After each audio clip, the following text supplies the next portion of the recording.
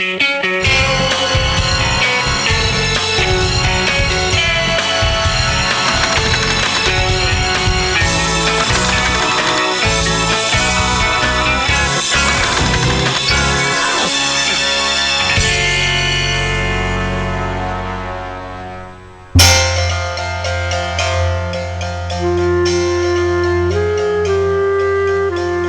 a mile from Wigmore Castle lies Wigmore Abbey. It was built in 1179, but just fragments remain to hint at how grand it was before it was closed down by Henry VIII almost 500 years ago. One building survives intact. It used to be the Abbot's house, and now it's home to actor John Challis, who plays Boycie in Only Fools and Horses. Well, hello. Hello. What a fantastic place. Yes, thank you. I think it's fantastic, yes. It's a mystery though, isn't it? It's a bit of a jigsaw puzzle. What were things you're really interested in to know about Wigmore Abbey? Well, I just think it's got such an atmosphere. It's got an extraordinary tranquility, this place. And the ruins of the 12th century abbey. I'd like to know what life was really like here. I suppose in medieval times, 1300s, 1400s, that sort of time, how a monastery actually worked. And there's the Mortimers that ran this part of the world for over 400 years when they were in Wigmore Castle up there. And there's a great local story that there's a tunnel from here to the castle.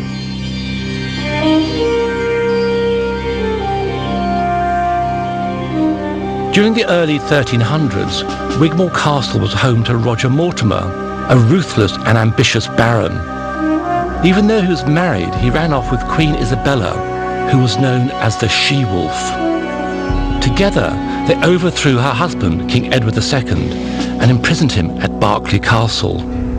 And then, on September the 21st, 1327, they gave the order for him to be murdered. Edward's body was taken to Gloucester Cathedral to be buried. With the king out of the way, Roger and Queen Isabella ran the country. But Roger's moment of triumph was short-lived. The new king, Edward III, had him arrested and hanged in London in 1330.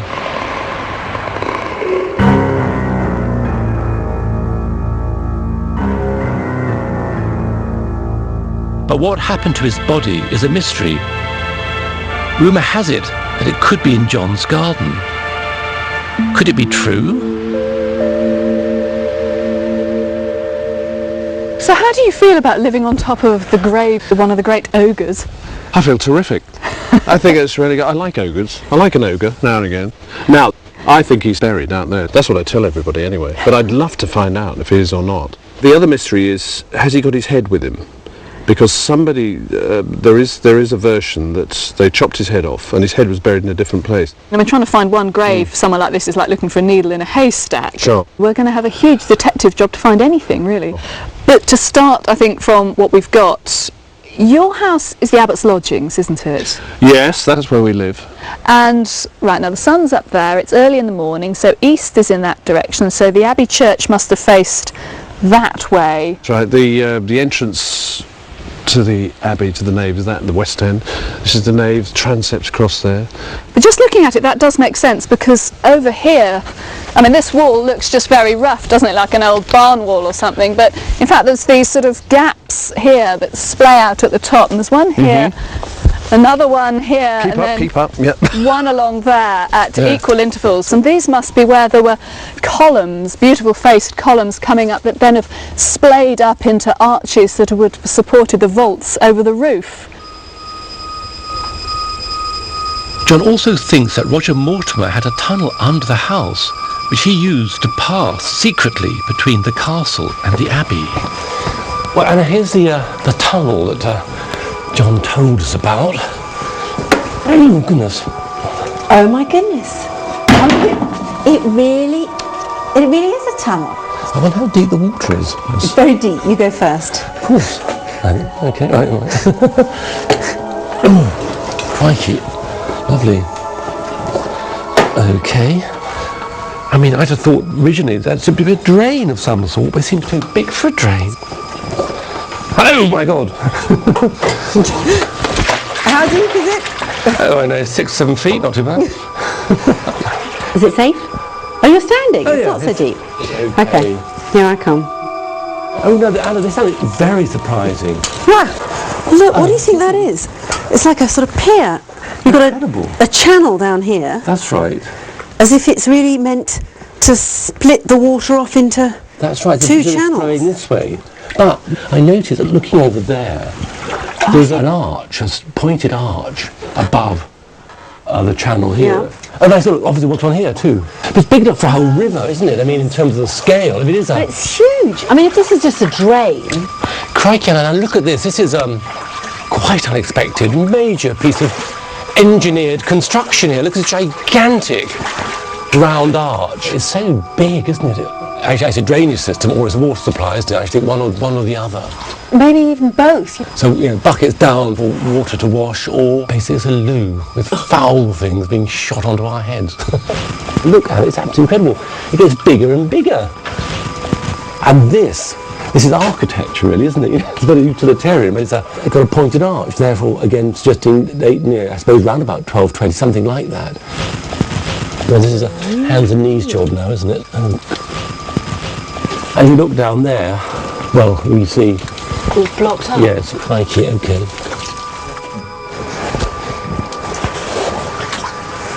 Well, Anna, what do you make of it then? Incredible, isn't it? Well, I have to say, it's very impressive. I mean, I can understand why people think it is a tunnel. I think it probably is a drain, a very sophisticated drain, but it's amazing. A medieval sewer of this ambition and scale is a rare thing and shows how grand the abbey must have been. The abbot's lavatory, or garderobe, was in his private quarters above the drain. Well, now here we have, I suppose, the largest room in the place. Well, it has been called the Abbot's parlour, but of course it has been much altered over the years, as we can see by this fireplace here, which is a great wodge of a fireplace, isn't it? And somewhat later, I think. Yeah, I mean, it's a bit of a monstrosity, isn't it? Such I mean, a it's a sort of wodge. baronial hall effect with a coat of arms. Yes, the Mortimer coat of arms. And we've got a minstrel's gallery up there. Again, a later addition. And we've got other details. We've got this chair over here. I don't know if you noticed that. This is something that Very impressive. was here when we arrived, and I had to sort of find a way to keep it here. It seems as though it belongs. It's an extraordinary thing to sit in it. Again, I'd love to know exactly how old this is. We've got some estate agents' details that say it's a medieval chair. It's ecclesiastical figures, sort of bishop-type looking people, and there's all sorts of animals on it. So sort of snakes and dragons and these sort of rather doubtful looking faces. The abbot's house is a real puzzle. Its windows alone pay testimony to 800 years of relentless change. This is the undercroft. Originally, it would have been a dark, dank, but secure space, probably used for storage. Now, down the middle of it runs a row of stout timber posts with curved braces. These help support the floor above. That is the floor of the great hall, the major entertaining room of the monastery. From time to time, that room would have been packed with people, and these posts are capable of carrying a great weight.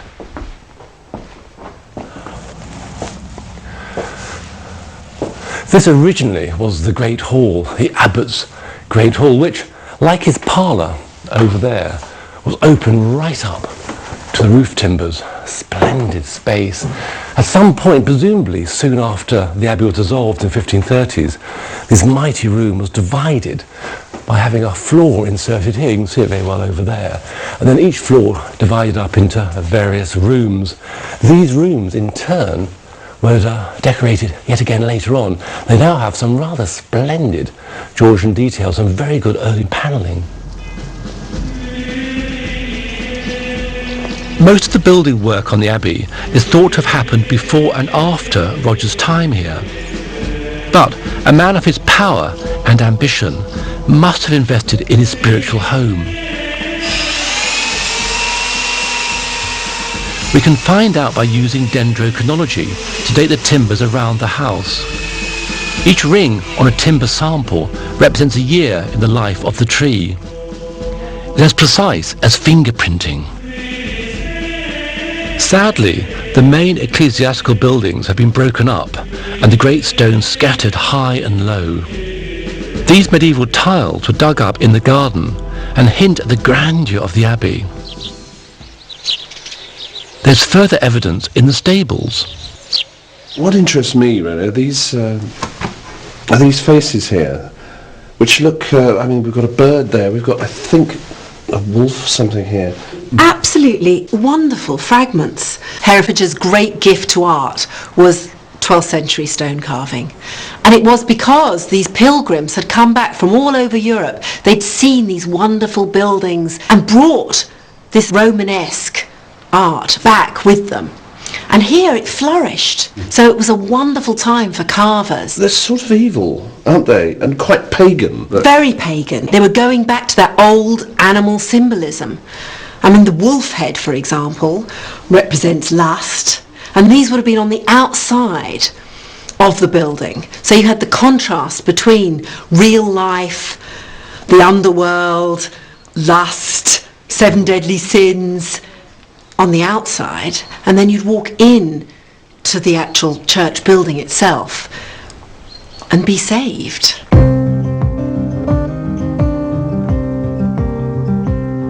These stones once adorned the Abbey church. Now it's difficult to get an impression of its scale and layout, which we need to understand if we're going to find Roger Mortimer's grave.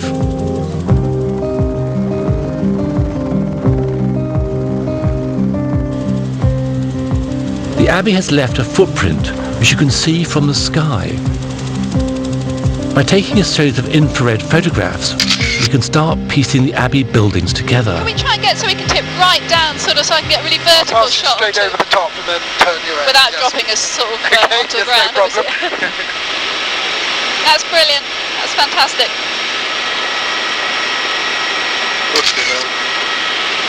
Looking down at it now, it's immediately you get a completely different perspective. You can see the blobs in the ground that I can see there now, which may well be part of the remains of the building.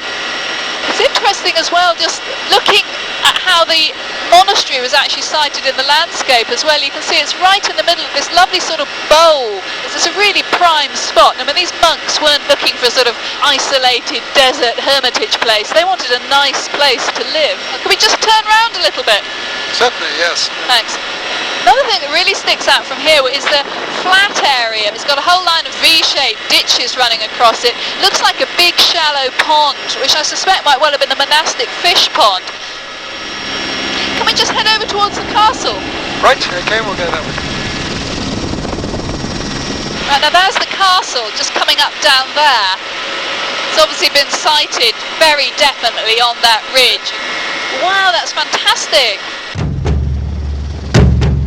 Wigmore Castle was built around 1070 and modernised by Roger Mortimer in the late 1320s. This was the seat of his huge power in the Marches, the frontier between England and Wales, and offered protection for his abbey too. There's some wonderful bits of stone left here, but it's a romantic ruin.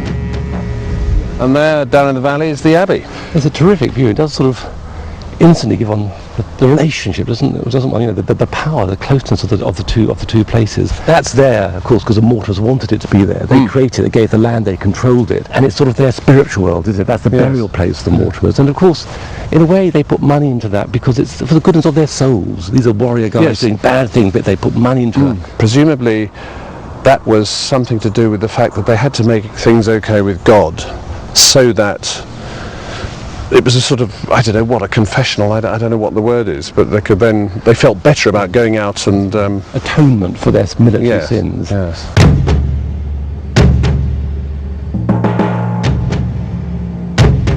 The marches were as violent as they were strategically important. During Roger Mortimer's time, it was the most heavily fortified area in Europe and was carved up into lordships or mini-kingdoms. But, destabilised by Welsh guerrilla warfare, the Marcher lords began to fight each other. In this treacherous world of shifting allegiances, the Mortimers thrived. Through violence, deceit and marriage, they extended their influence through a chain of imposing castles.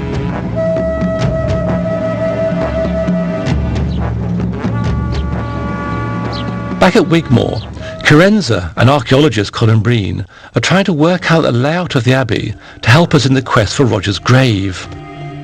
By analysing the aerial photographs, we can see the outline of the abbey with its great church and cloister. We've got another lead too. There was a dig at the abbey in 1906 and the archaeologists produced a plan. Right, now let's see, that bit of standing wall must be the corner here. So actually, standing here, we're right in the eastern end of the monastic church, aren't we?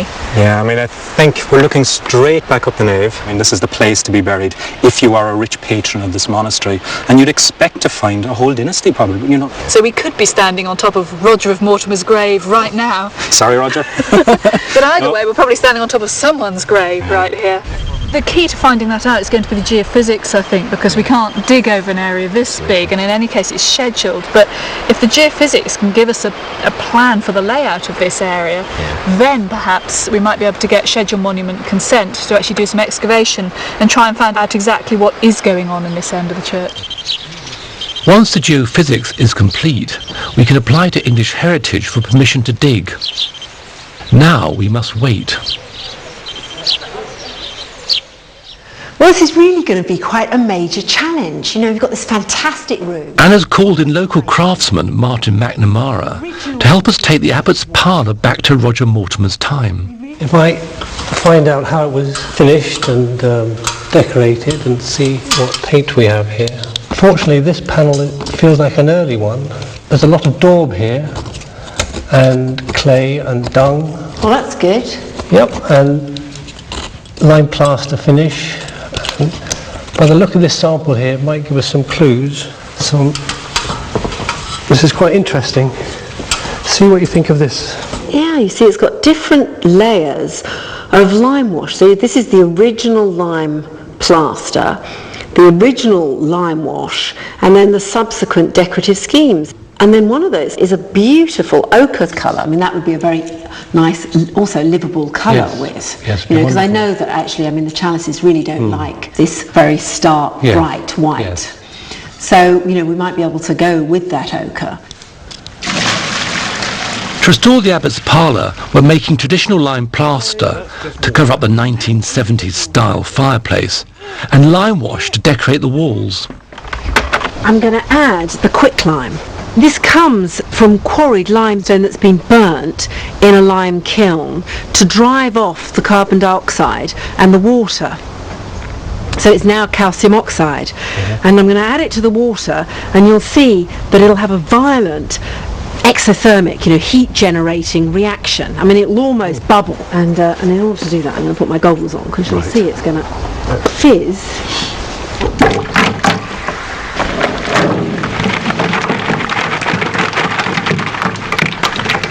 You can really see it bubbling away.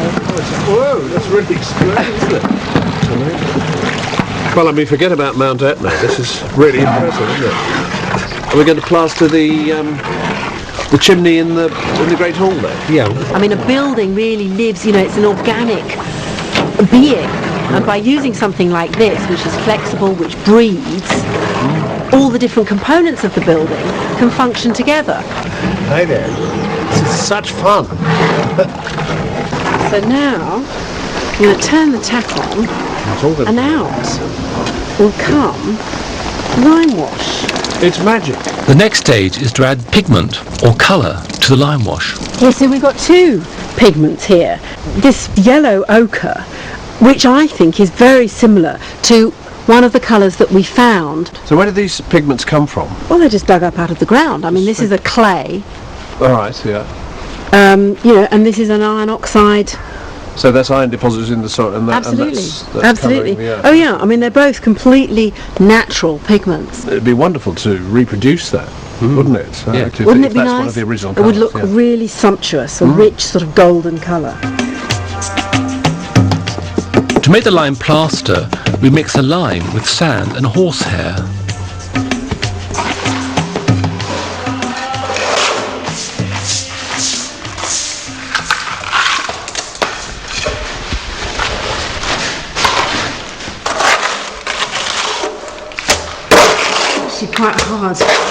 hard work. This is the bit I'm not so good at. There we go.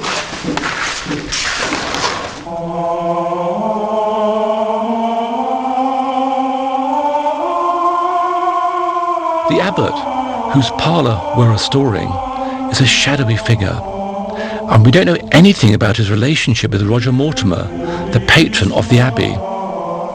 So Carenza is at the county record office in Hereford. I think we've got quite an interesting situation as to who was actually living in your house. And sitting on my chair. Possibly, yes. Yeah. There's a record here in 1318, and it's headed there, Creatio Abbatis de Wigmore, the creation of the Abbot of Wigmore.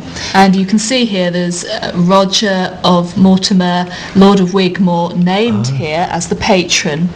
But what I'll is take your word for it. Yes. And the situation was that the Abbot at the beginning of the century was Philip de Galis, but he obviously fell out of favour with Roger, because this document records him being replaced with John de Clayhonger. Why would you do that? Well, we don't know. It doesn't say there. This document gives the impression that it's because the monasteries become very slack. People aren't looking after the sick. People aren't working properly. The religious services aren't being observed. And the impression given is that it's Roger deciding he wants his abbey to be a shining example of the religious life, so he kicks the old abbot out who's let things slip into disrepair. He's got a new managing director in, as it were, who's going to make sure the abbey is a perfect example of God's will on earth. The monks, or canons, at Wigmore were Victorines, part of the mighty Augustinian order. The new abbot's job was to make sure they followed the strict rules of monastic existence. The 12 canons at the abbey were meant to lead simple, celibate, scholarly, and virtually silent lives. These 3 volumes are all visitations from the bishop who was recording what was going on at the abbey, and they're basically all recording that things are not well. And the things they list are incredible. You've got carousing and drinking, you've got some of the canons having wives, you've got them trading sheep and pigs and things like common people. The nave is being used as a common urinal. Dear. I mean, dear. It's a long way from the ideals of monastic life. It's supposed to be a pious life, and it's just licentiousness. In fact, one could say probably we have all of the 7 deadly sins. The abbot permitted brothers to carry on trading transactions with secular men. Jenkin Lightfoot repeated private conversations among the brothers to other brothers, thus creating much discord amongst them. Brother John Clone left the monastery because he feared death from John at home. Hereafter the abbot should keep his chamber in the simple manner that befits his calling. Brother Thomas Dale despoiled Isabel Barber, and he also despoiled Isabel Barr. Food above a certain amount is not to be demanded in future, and the brothers should be satisfied with the amount they're given. The seats were not in sufficient state of repair, and the brothers deserted their books and studies for an indolent life. The seats from the abbey, which drove the brothers to slothful ways, were ripped out and taken away during the dissolution of the monasteries in the 1530s. But they only went as far as a church in nearby Lentwardine. These 15th century stalls are said to come from Wigmore Abbey.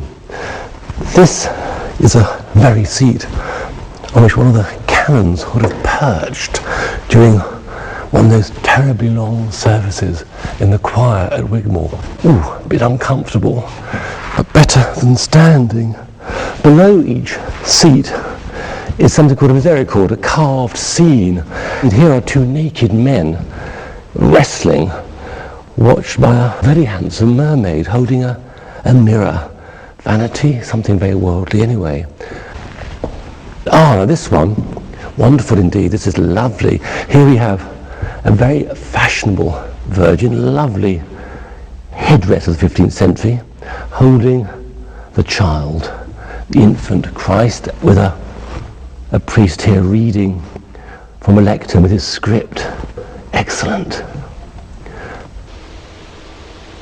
Back at Wigmore, we finally got the answer from English Heritage on whether we can dig.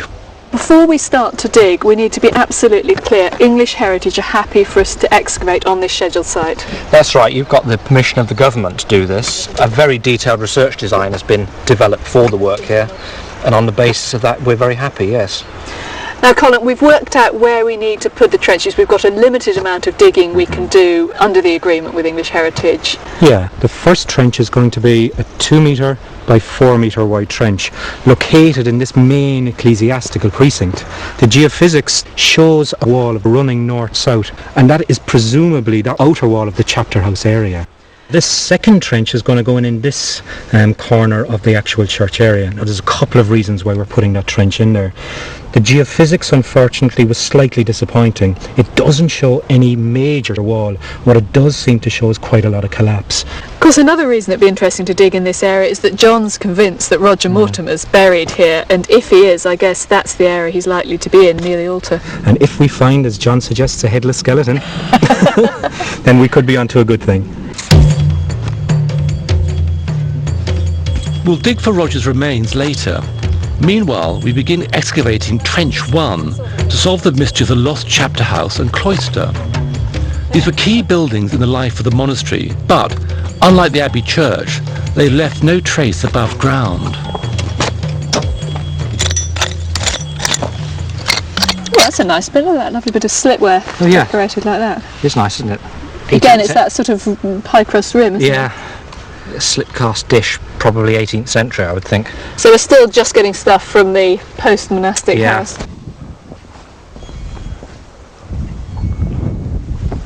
Very few medieval monastic buildings survive here, but there are, I've noticed, quite a lot of medieval details, stone details built into later fabric. This is a charming garden building here, a gazebo, dating, I guess, from the mid-18th century. And here, built into it, is this really rather splendid medieval shaft, I guess dating from the 14th century. And here, something even more special. This little stone here is Romanesque, I guess 12th century. A lovely little thing, chevron pattern with little balls carved into it. Sadly, much of the best stone was taken elsewhere when the abbey was closed in 1538. I've been tipped off that a nearby farm has a stash of stone in its cellar. Crikey, what a wonderful treasure trove of medieval stones. Terrific. Oh, seen this fellow before. Look at this, there we go. The Romanesque chevron with little balls. Seen that built into fabric at Wigmore and lying around loose. So a 12th century piece and a, ooh look, Romanesque capital. That is really good. There's more Romanesque stuff here, that's Wigmore. We also have 14th century stuff, absolutely all from Wigmore and wonderful quality.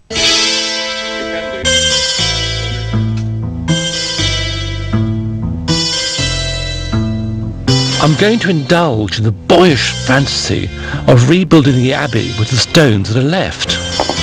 At least we can then create a picture of how it looked. We can give these medieval fragments meaning by reassembling them to show what the architecture of the abbey was like, its character, its power, its glory. Now this is a particularly fine shaft as those of the 14th century. Here it is. Now this piece goes like that. Excellent, isn't it? Oh, this one goes on here, but there is actually, I think, another, oh look, here we are, another piece. Very rewarding this, finding this stuff lying around. Look, it goes there like that. Absolutely fantastic, beautifully made. This one on top. And here we have what appears to be the lower portion of an arch, I suppose. It does give us a really good sense of the architectural glory of the church. Look at that, excellent, isn't it? Meanwhile, the dig gets off to the worst possible start. So I guess we've got a major problem here, folks, haven't we? It's simply not bottoming out. I mean, we were expecting to find some form of flooring level or some sort of walling associated with the chapter house, which should be in this area, but there's no sign of it. Back at the record office, things are going better. We find a fascinating document from 1322, just after Roger Mortimer had taken part in a failed uprising against Edward II. He was briefly imprisoned before escaping into exile with his lover, the Queen. Obviously, the king was extremely fed up with Roger. His entire land was confiscated, including Wigmore. And here's the inventory, the inventor of the Abbey of Wigmore here. And there's something about an armoury attached to the Abbey. Yes. This seems really strange, and you can see down here you've actually got a lance for guerilla, for war, mentioned here, another lance for jousting, and then you see these gladius sword. Maybe Roger had got weapons stored at the Abbey instead of the castle so that no one would find them. And then there's all this list here which is all about what's in the room. And there's a chair mentioned here with hangings with griffins on them, so exotic hangings with woven patterns of griffins and other mythical beasts, I think we could imagine. Yes, well, that chair we've got there has got extraordinary beasts on it, hasn't it? Snakes and dragons and things. Well, anyway. That's the sort of thing we could imagine, sort of chair, yes. But it have hangings on it, has it? Yeah. And further down here it mentions scarlet robes, Rob Scarletta, hangings in scarlet, so you can imagine really bright colours, a really richly furnished room. Right. Meanwhile, the Abbot's parlour is well on the way.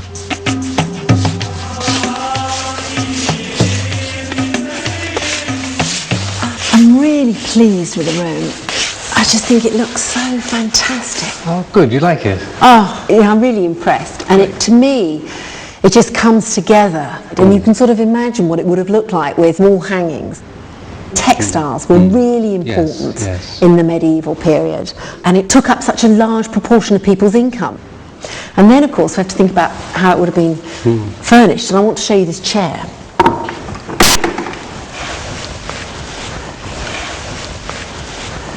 Now, this is a bit of a dilemma. John Challis thinks that it's, possibly a medieval chair. But I've been looking at it, and it's put together in a very odd way. Yes. Because you'd think of a chair of this period, undoubtedly would have been pegged. My first impression was that it was right, but I'm interested to... Well, I've looked at how it's put together, and it's nailed together. Now, I mean, in the medieval period, you did not nail chairs together. No. It is actually a 17th century chair design, much more than an earlier chair. The carving is actually very crude as well. Yeah. I mean, this is the only bit, the seat is the only bit that I think could have been reused from something else. Is that from the patina? Well, it's partly the patina. patina. Can people fake that? Well, people will fake it, and also it has been sat on. So I'm afraid to say that I think it's almost undoubtedly just a 19th century piece of fun, really. Gosh, an expensive bit of fun. I hope not too expensive. Despite our early setback, we've pressed on with Trench 1. This is definitely looking like a really solid stone layer here with stone flags. Now we've finally got to the more or less the end of what we can dig here. It seems we're getting a reasonably clear idea of what's actually happened in the successive phases of life of the monastery. And I think we've actually got 3 floors. We've got that clay floor, that thick compact clay floor just this there. layer here. Then we've got this purple bedding for those tiles, and we just had that one single tile in situ, and then underlying that bedding layer we've got the medieval stone layer. So although we still don't know at all really whether this is a chapter house or part of the cloister or what, it's obvious that the earliest floor here was a stone flagged floor, and they then had a tiled floor laid in perhaps the 14th century. And then when the building goes out of use as a monastery, we've got this rough, sandy floor when the building's in use as an outbuilding for 100 years or so before the wall collapses and the whole area goes out of use at all. With just the floor surviving, we can only guess what the cloister and chapter house looked like. Possibly the closest parallel is Bristol Cathedral, which had strong links with Wigmore in the Middle Ages.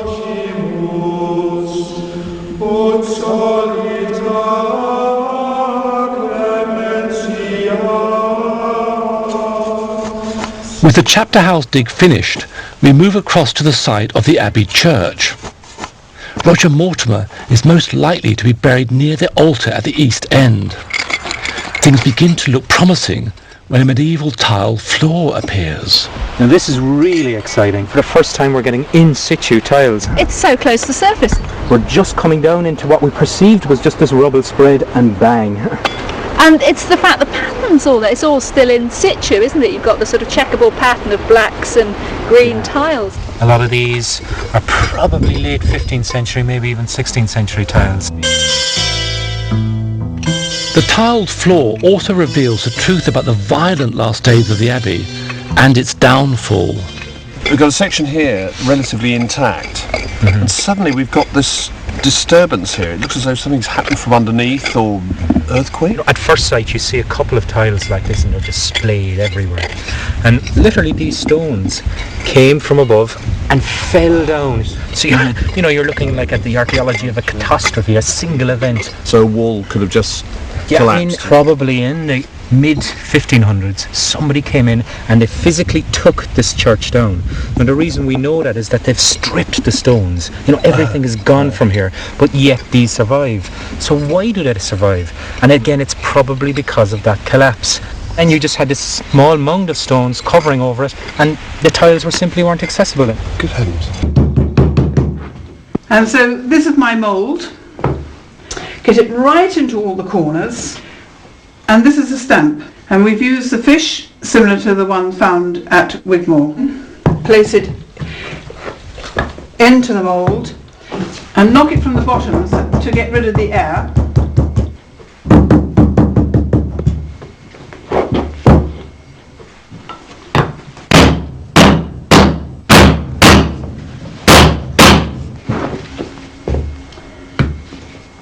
And press it out.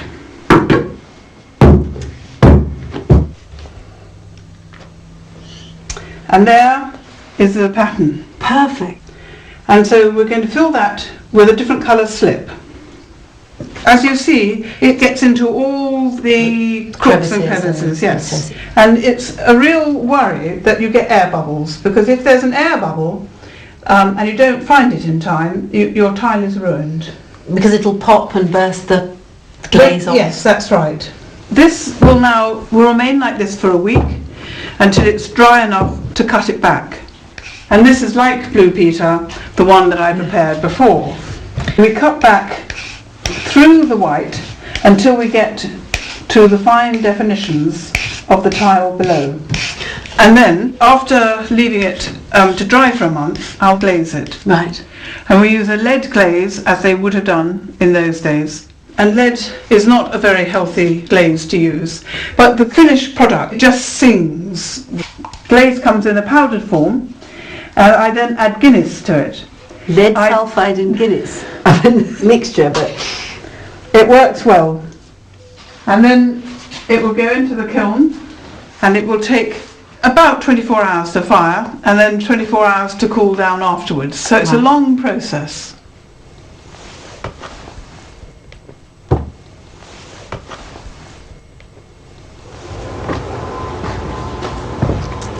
So this has come out of the kiln, and I think that glaze is just beautiful. So honey.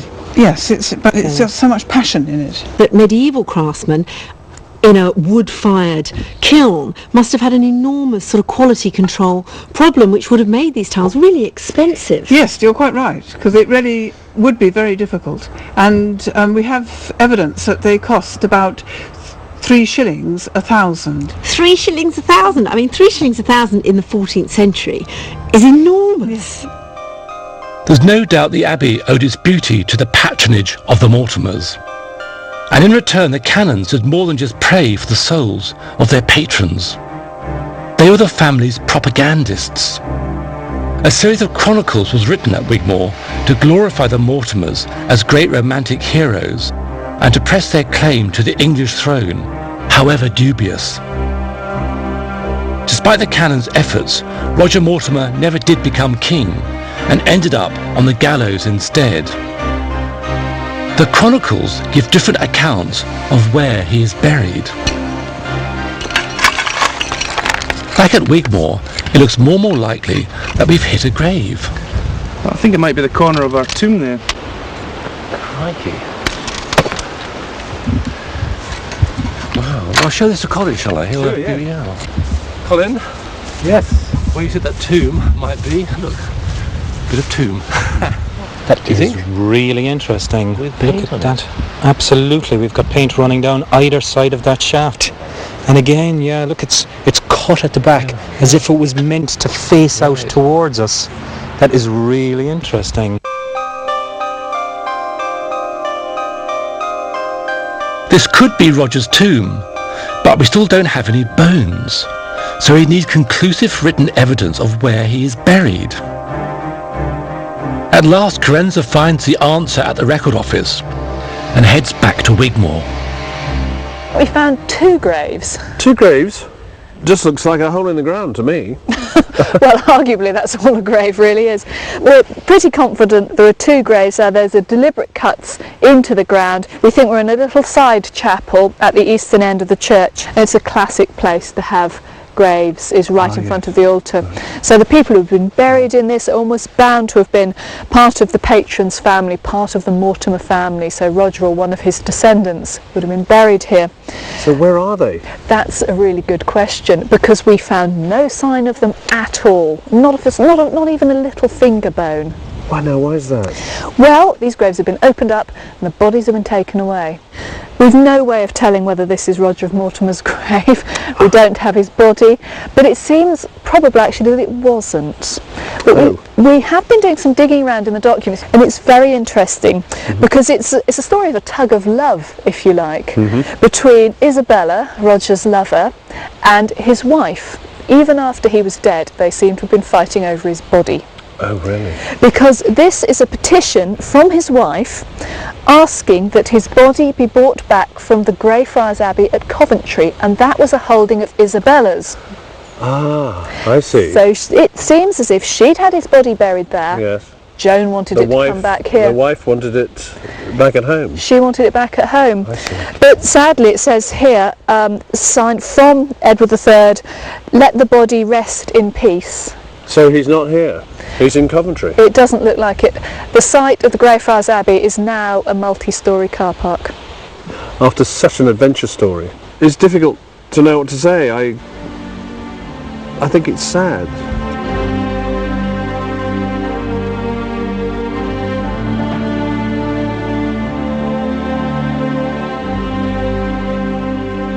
Roger never did make it back to his spiritual home, but his legacy does survive at Wigmore.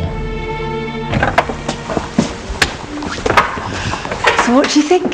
Go What a ahead. magnificent medieval parlour. That is, that's a remarkable transformation, it really is. It's brilliant, I love the colour. It's really warmed it up because it was interesting but quite brutal. All medieval colours were, and of course we've limed the window surrounds, the stonework, which also would have been... Oh, yes. And it pulls the room together, and then of course with the hangings, which they would have had. And you've lit the fire as well. Yeah, there you go. Smashing. Is that my chair? That's your chair. Why is it covered up? Well, it's covered because it mentions that a chair was covered in the 1322 inventory. So what colour have you painted that? Well, in actual fact, it's covered because we've got a bit of a problem with the chair. Bit of a oh no. What? It isn't a medieval chair. Well, that's quite a major disappointment, isn't it, really? But it's good of its kind, early 19th century mock medieval piece, but you know, in a very sort of, it's rare and I think fine piece actually. But I feel better now. Yeah, good. Don't be depressed. It's the Positive. one piece that really looks right in the room. It has to be said, it's a big solid piece of furniture that looks fantastic. While on subject of timber, I must tell you about the dendrochronology, the result. Now No, don't worry. Not more bad news, is it? No, actually, very curious and rather surprising. The wonderful Undercroft timbers date to 1320. Now that's a fantastic date because we know at that time Roger Mortimer was putting money into the place, visiting the place, doing works here. So it seems absolutely reasonable to assume that Undercroft is the result of his money, his works. He created the Undercroft. He would have walked through it. He would have seen it. Wonderful thought. That's really nice. And the archaeology we've done has given us more idea of what's going on elsewhere on the site. At the same time as the buildings here in the 17th century were being restored, the abbey was being pulled down, flattened and levelled. We've seen that in the trenches. If you come over to the computer here, I can show you what the whole site would have looked like. I mean, now of course there's only really this bit of it remains. We're standing in the room here and it's a big enough house at the moment, but in the Middle Ages the whole complex would have extended right across like that. Would have been enormous.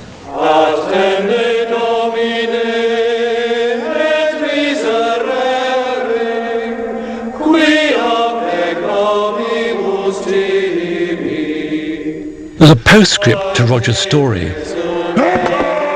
130 years later, his great-great-grandson, Edward, mustered his army at Wigmore before going to battle at nearby Mortimer's Cross.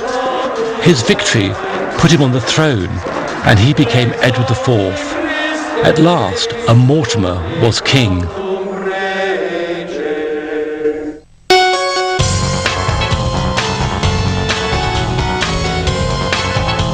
Collectors of curiosities from days gone by discover the fascinating history and the potential value of their family heirlooms next. Stay with us here on Yesterday for the Antiques Roadshow.